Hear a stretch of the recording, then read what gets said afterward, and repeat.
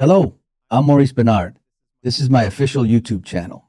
I'll be keeping you updated with the latest news, so please subscribe to my channel. When Anna disappeared from General Hospital several months ago and was sent off to that mental health facility in Europe, I felt a real pang of worry for her, just as I would for an old friend. Finola had earned a well-deserved break after years of carrying so many heavy plots on her shoulders, and the writers handled her absence perfectly by letting Anna's fragile mental state explain why she was gone.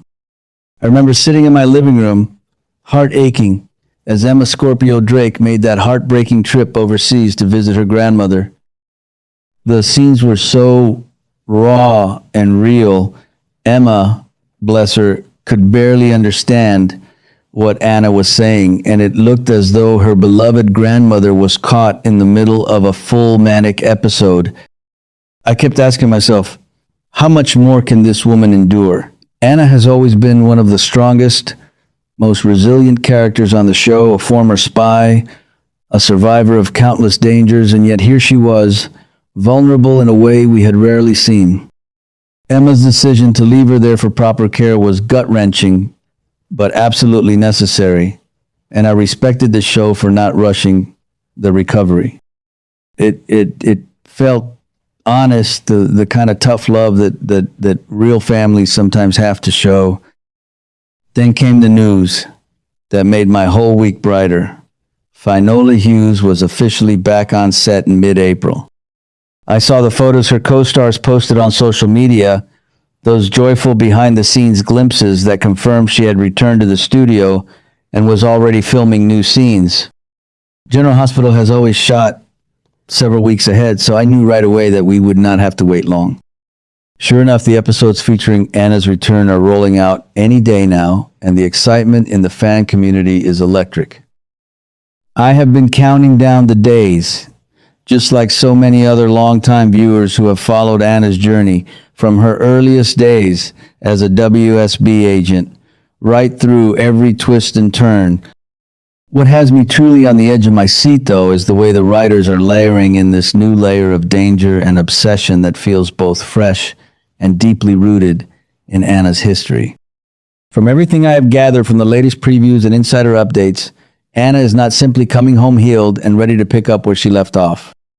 No, this return carries a much sharper edge. The dangerous connection between Anna and Valentine is bubbling back to the surface, and it looks as though her time away has only sharpened her focus on settling old scores. I have watched Anna chase justice for decades, but this particular drive for revenge feels different, more intense, almost feverish, as if the months in that European facility have transformed her pain into something explosive. It is not the Anna we knew before. This version seems ready to let her obsession boil over in ways that could shake the entire canvas of Port Charles.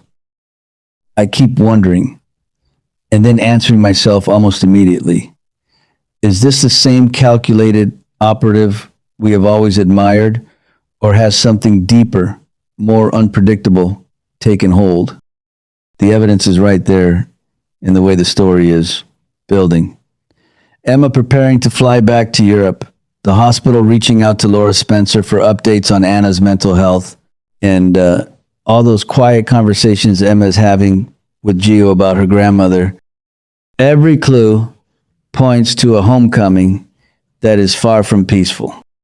I have to admit, as someone who has seen every major era of General Hospital, this particular arc stands apart from the original revenge tales we saw in the past. Back in the day, Anna's vendettas were usually wrapped in international intrigue and clear moral lines. This time, though, the writers are letting her internal struggle take center stage, mixing her professional instincts with a very personal, almost unhinged need for closure. It feels bolder, riskier, and that is exactly why it works so well.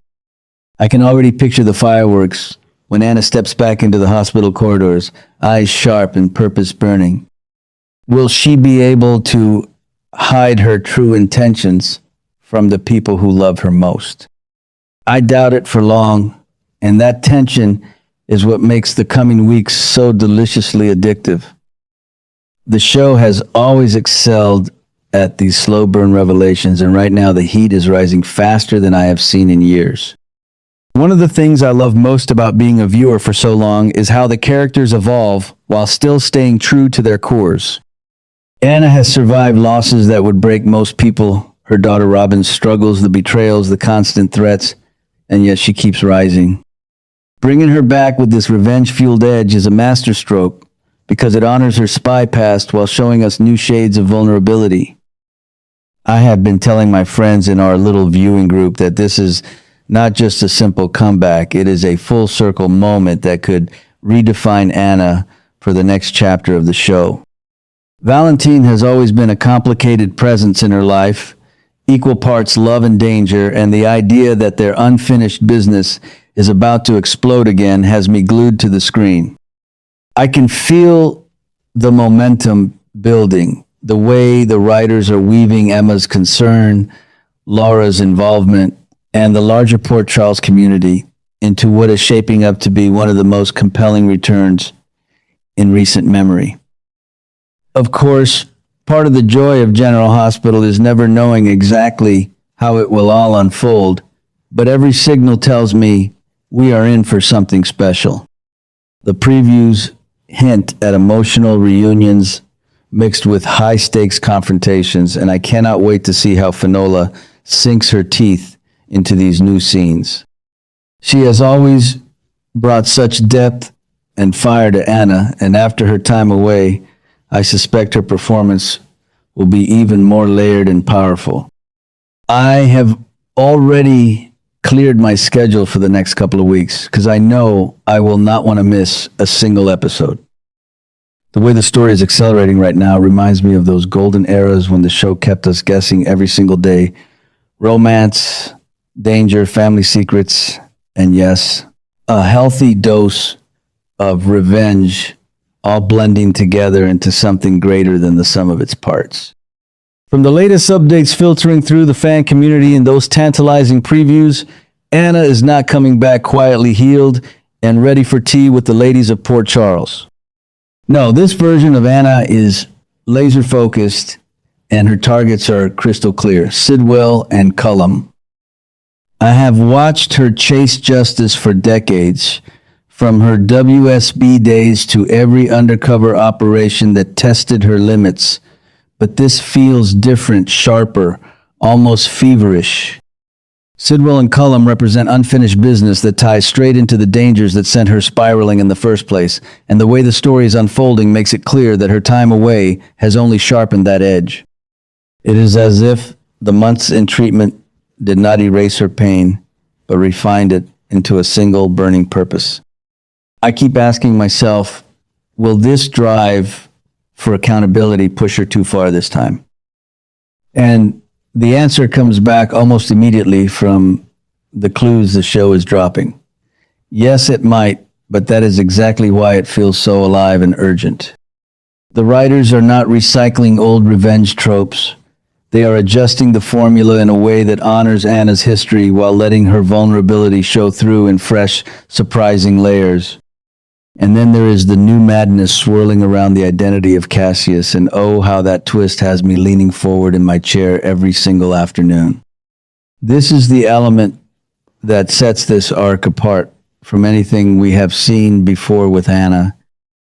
Cassius's true identity is not just a throwaway secret, it is the kind of bombshell revelation that could ripple through half the canvas of Port Charles and force everyone, including Anna herself, to question what they thought they knew.